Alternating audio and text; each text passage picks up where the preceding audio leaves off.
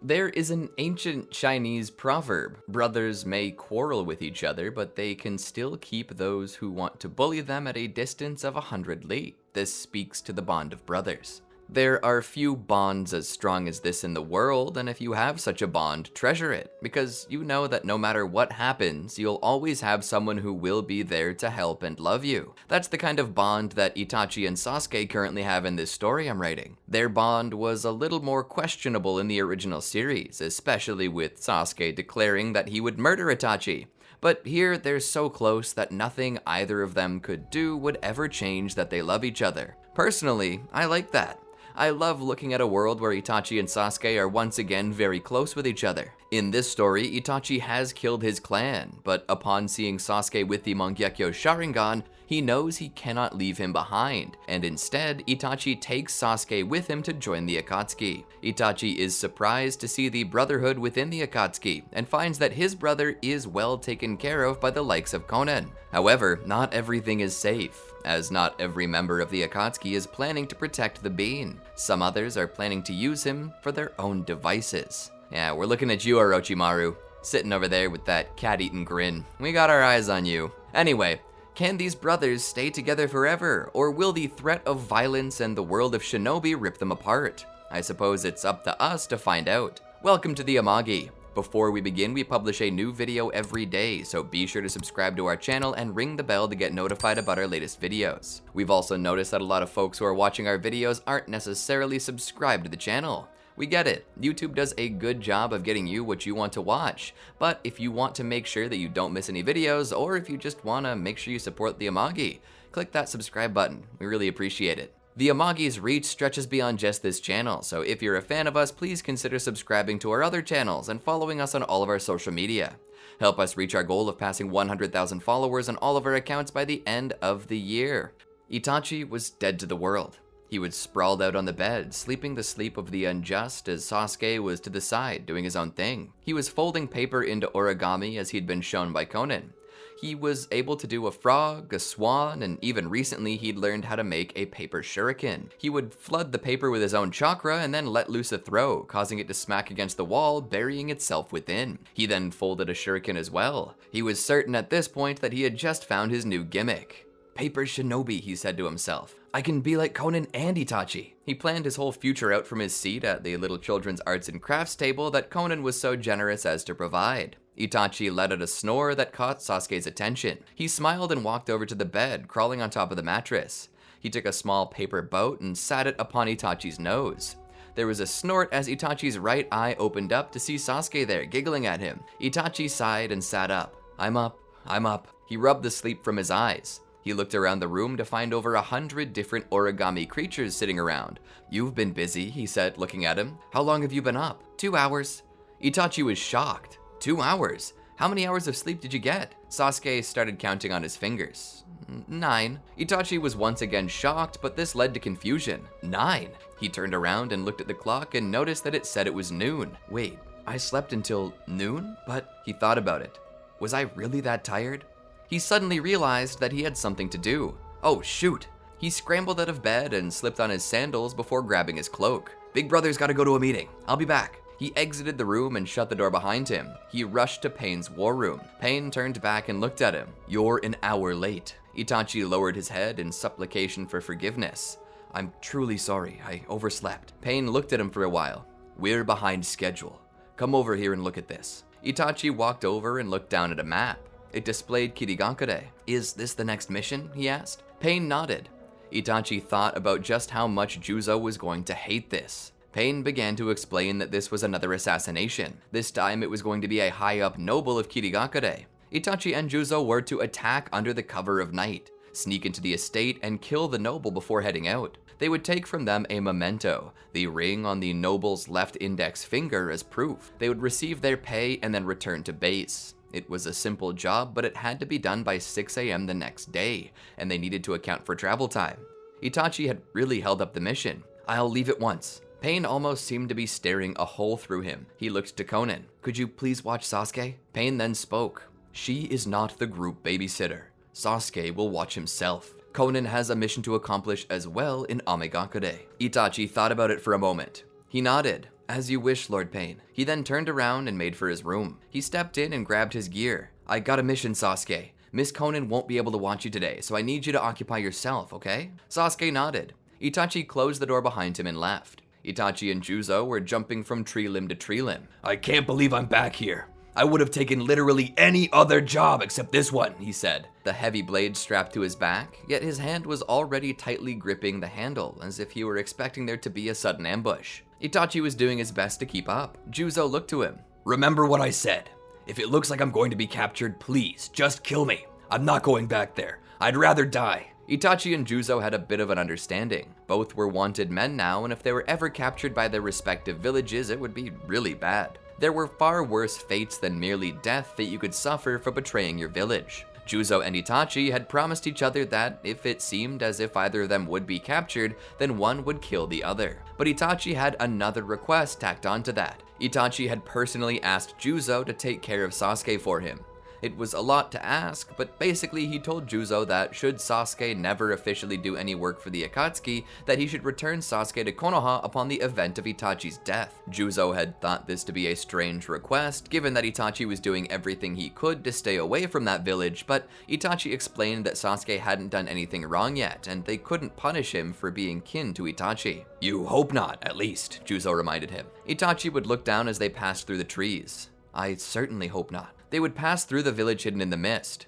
It's a simple mission, in and out. Remove the head and take the ring. Then we go to a pub just to the west of the Land of Water on the Land of Fire's panhandle. There we exchange the ring for a whopping 2 billion ryo bounty, Itachi said. Juzo looked over. Let's hope it's simple as that. They traveled through the night and land just outside of the estate. They jump the wall into the inner courtyard where the guards spot them and rush over. Itachi merely turns to lock eyes with them, causing each one to fall over. Juzo lands just behind. Let's just get this over with, he said as he walks with Itachi to the village. There they find the man they were searching for. It was pathetically easy. The man was begging for his life, pleading with Juzo not to kill him. But Juzo had no mercy in his heart for this man. He would swing his blade, letting it cut through the air, severing the man in two. He would then take the ring from the bisected corpse and begin to make his way out. Just as before, they go over the wall. See? Simple. Now let's get out of here, Itachi said. The two of them made their way toward the border when suddenly Juzo narrowly dodged an attack. Juzo and Itachi came to a stop and turned back to see what looked like a teenager standing before them, flanked on all sides with Kiri Hunter Nin. I'm surprised to see you back in the Land of Water, Juzo, the boy said. Trust me, it's not like I chose to come back here, he responded. Itachi looked at the various Hunter Nin surrounding them. Who's this boy? Juzo looked over. He's the Mizukage. Itachi was slightly shocked. Him? He can't be more than just a child. Juzo shook his head. Don't be naive, Itachi. He's the Three Tails Jinchuriki.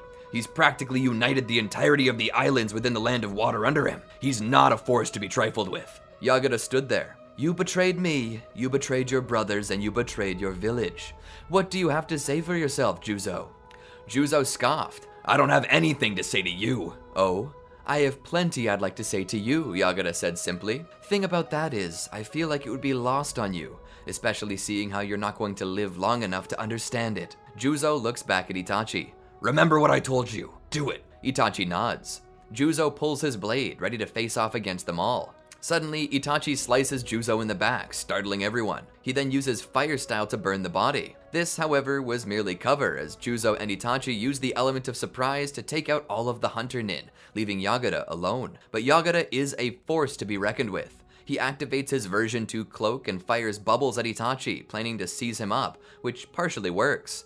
However, before he can hurt Itachi, Juzo knocks Yagata away. Yagata rolls and then gets back up on all fours. He begins to charge a tailed beast ball in his mouth. He fires it. Juzo sees it coming and knows that he can't dodge. If he does, it'll hit Itachi and kill him. The only thing he can do is repel it. He sees it coming at him, and so he grips his blade hard and swings it like a baseball bat. His blade connects with the tailed beast bomb. He pushes back against it. Come on, baby, you can do it! He shouts at his blade as he attempts to push it back. There's a sudden crack. Uh-oh. The bomb explodes with such force that it knocks Itachi away. Through the smoke, he sees Yagata forming another tailed beast bomb, and Itachi knows that if he allows this attack to be launched, both of them will die. So he activates his Mangekyo Sharingan and utilizes Amaterasu, which consumes Yagata and his version 2 cloak. Itachi is a little surprised that it's working, but isn't exactly disappointed. Yagura's cloak manages to save him from burning to death, but it does leave him heavily wounded. Yagura curses Itachi and then falls unconscious. Itachi lets out a sigh of relief. He turns to Juzo. You weren't kidding, he was really tough. As the smoke dissipates though, Itachi immediately realizes what has happened. Juzo's laying there against the tree. The executioner's blade has been shattered, and a large portion of the blade had broken off, piercing Juzo's side. Itachi kneels down, his hands out as if he wants to somehow help, but Juzo lets off a little laugh, followed by an expulsion of blood from a cough. You're not a medical nin, Itachi. Even if you were, I don't think you could save me. Itachi pulled his hands back. I'm done for, Juzo said as he laid his head back. Itachi was sorrowful as he watched the man's life ebb away. They were fresh partners, but already he began to feel a bond with Juzo. Do you have any last words?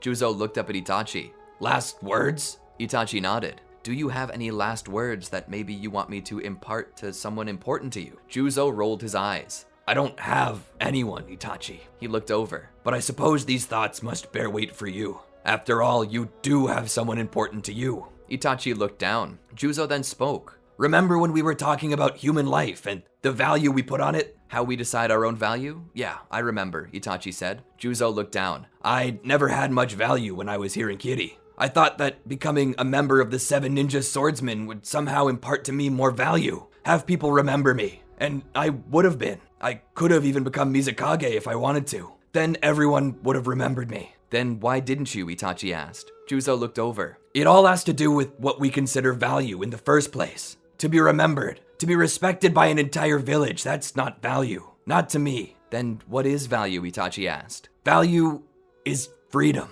The fact that I can spend my own life, my own value on anything I desire. That is value. That is freedom. Freedom has a cost, and that cost is oftentimes paid in blood. I pay for freedom with my value, and now I'm all spent. But you know what? What? Juzo smiled. It was the best 12 cents I ever spent in my life. Both Itachi and Juzo laughed. Itachi then spoke. Your life was worth far more than that to me, Juzo. Oh? How much would you price me at? Priceless. Juzo laughed again. Again with that, Itachi? You're so naive, but I like that about you. To be able to die hand in hand with my 2 partners. That's the best way I can think to go out. Juzo held in his right hand the handle of the executioner's blade, and in his other he held Itachi's. Don't forget to take my ring when I die. That's your only responsibility as an Akatsuki member. Itachi agrees to this. Find your rest in heaven, dear friend. Juzo smirks weakly at him. Come on, Itachi. You know me. I'll be kicking ass across the fire plains of hell forever. And I expect to see you down there one day too. Juzo then takes a deep breath and lets it out with a slight rattle, his head dropping down, his muscles relaxing. Itachi sat there for a moment more. He looked down at Juzo's hand and lifted it to take his ring. He clutched it tightly. There was no time to mourn, no time to bury him. All the time he had left, he had to spend making his way back to the land of fire to claim the bounty for he and Juzo both. And so he did.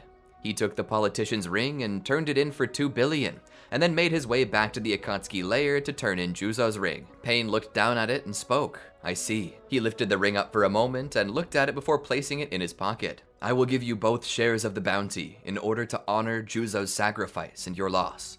You're dismissed. Itachi nodded and turned to walk away.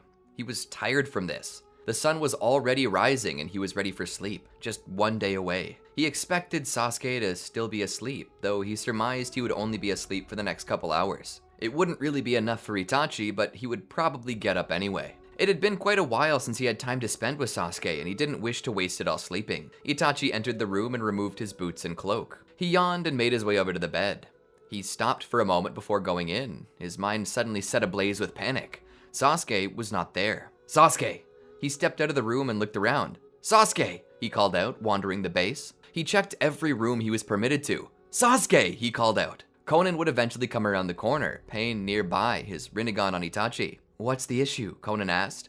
Itachi looked around. It's Sasuke, I can't find him. Konan looked back at Pain. Have you seen Sasuke? He shook his head.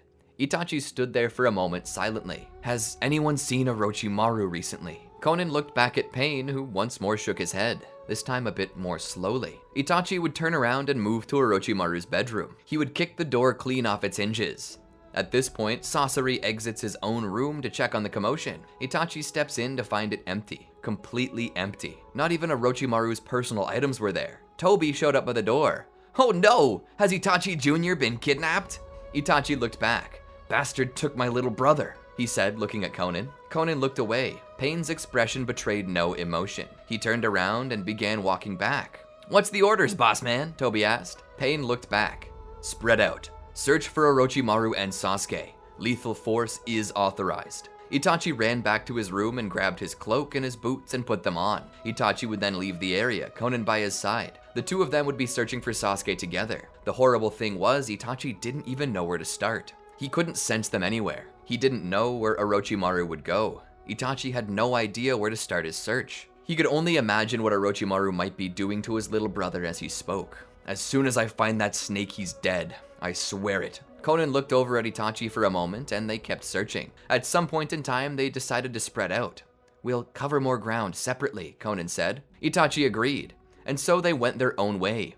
Itachi jumped from tree to tree, summoning his crows to cover the area he couldn't. But to his horror, he couldn't find anything. That was until he was suddenly stopped by Toby. Itachi stopped on a limb and glared at him. Toby then spoke in a much more controlled manner, using a far deeper voice. You're searching for Orochimaru.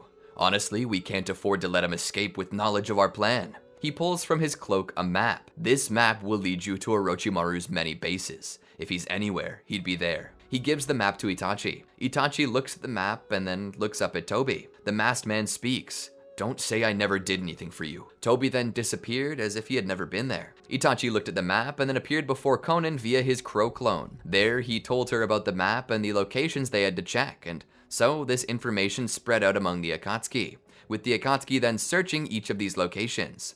They would eventually find the last location on the map. He has to be here, Itachi said, less with confidence and more like he was trying to convince himself. Konan looked to Itachi. It's a rather large facility. Be careful. Itachi nodded. The two jumped down to ground level and entered the base.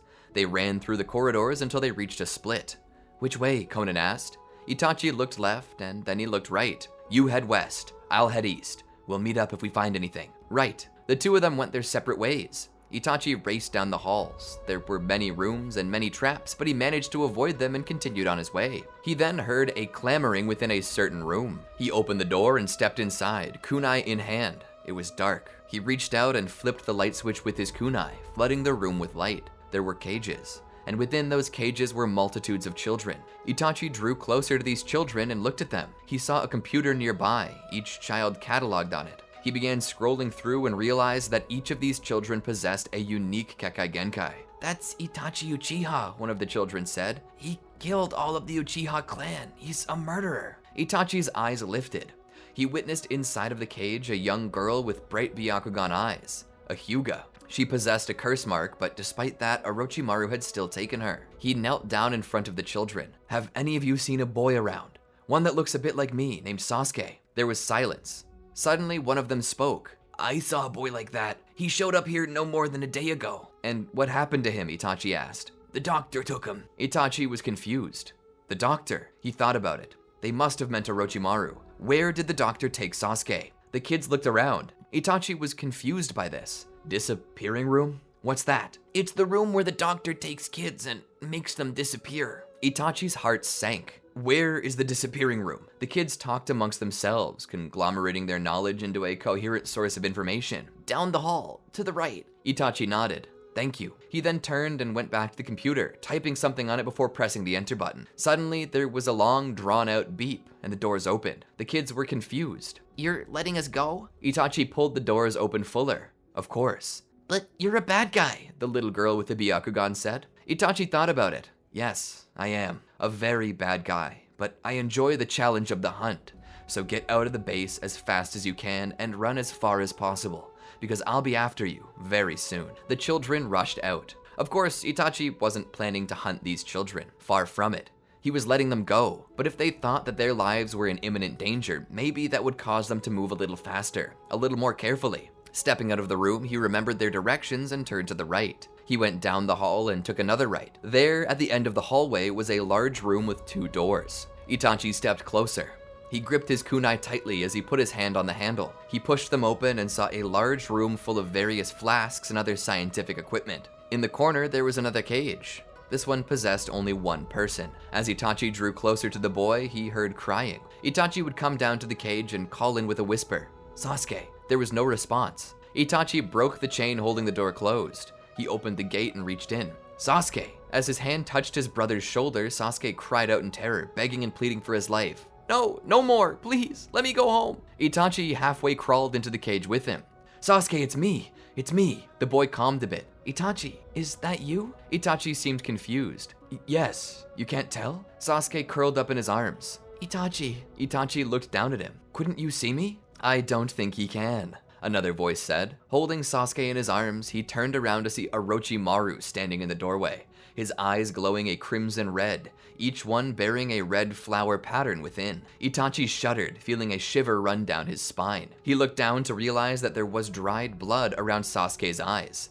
The lids were a tad more sunken than usual. Itachi felt as if his blood had just come to a boil. "You!" He turned to Orochimaru. "What did you do?" Orochimaru shrugged. "Merely a little experimentation." Itachi was so upset. He had never been this angry in his entire life.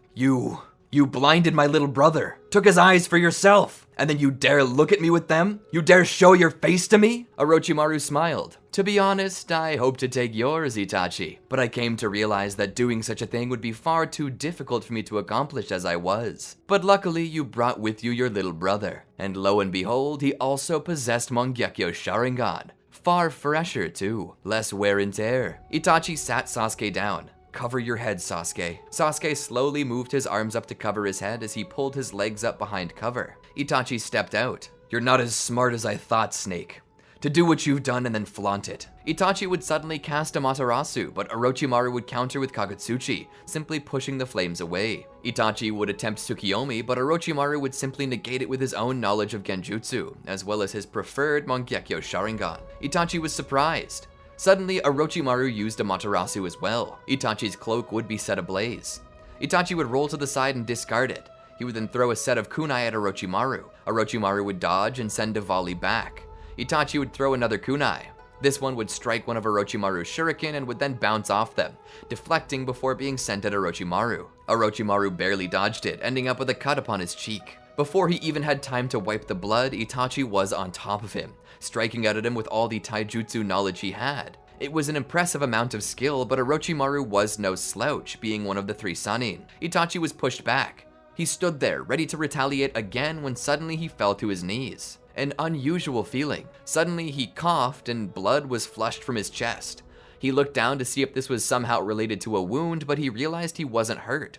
So what was this? Orochimaru seemed equally surprised, but at the same time he was pleased. Orochimaru would summon Sasuke's Lavender Susanoo. It would stand above Orochimaru, ready to strike him. Itachi would kneel there. A moment later, he summoned his Crimson Susanoo. Orochimaru, who felt he had the advantage, stepped forward to attack, but how wrong he was. Perhaps Sasuke's Sharingan had the abilities that ran counter to Itachi's own, but the one thing Sasuke didn't have that Itachi did were weapons. The Yata Mirror.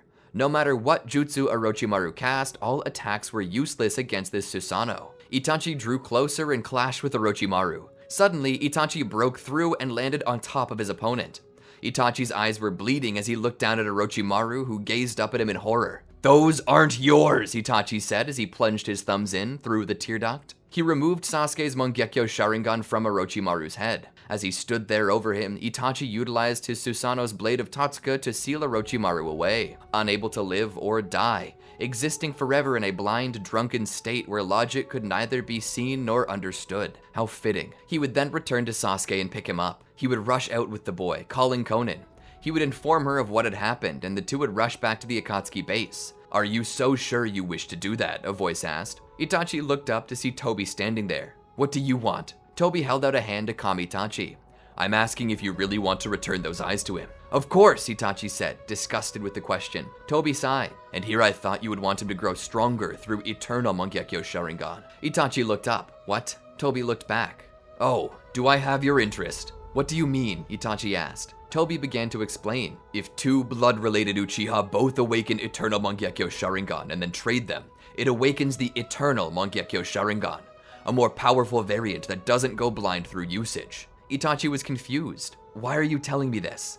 "Because I want you to grow stronger." I want you and Sasuke both to grow strong. If you both are strong, then our goal grows a little closer. Sasuke isn't joining the Akatsuki. Toby stood there silently. Perhaps he will, perhaps he won't.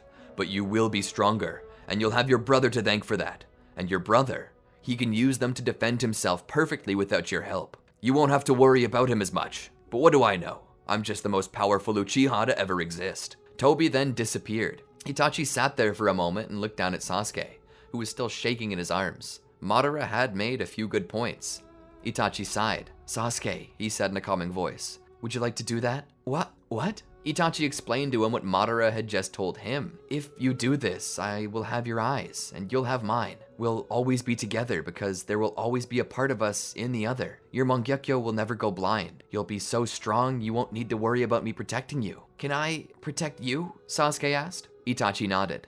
Yes, you will be able to protect me. Silence ensued for a moment. So, what do you think? Sasuke thought about it for a moment. I want to do it. Itachi pat his head. Then let's do it. And that's exactly what they did. They both went in, and instead of putting Sasuke's Sharingan back, they transplanted Itachi's into Sasuke, and Sasuke's into Itachi's. It took some healing time, but that was okay. Itachi needed rest, and the Akatsuki needed time to help him find a new partner. Konan would be nearby too, helping keep Sasuke occupied. Eventually, the healing process was over, and when the bandages came off, their Mangekyo Sharingan had evolved further. The two looked into each other's eyes, a bond so powerful that it went beyond words. The eternal Mangekyo Sharingan, the proof of the bond between two brothers. And I think it's safe to stop it here for the time being. That was an interesting chapter. It was a little sad considering what happened to Juzo and Sasuke, but bonds are forged through trials by fire, and only by passing through the furnace can we become like fine gold. Anyway, I hope you enjoyed the video. If you did, tell us about it and click that like button. If you haven't subscribed yet, feel free to do so, and don't forget to ring the bell to be notified about our latest videos as they drop. Until next time, peace out.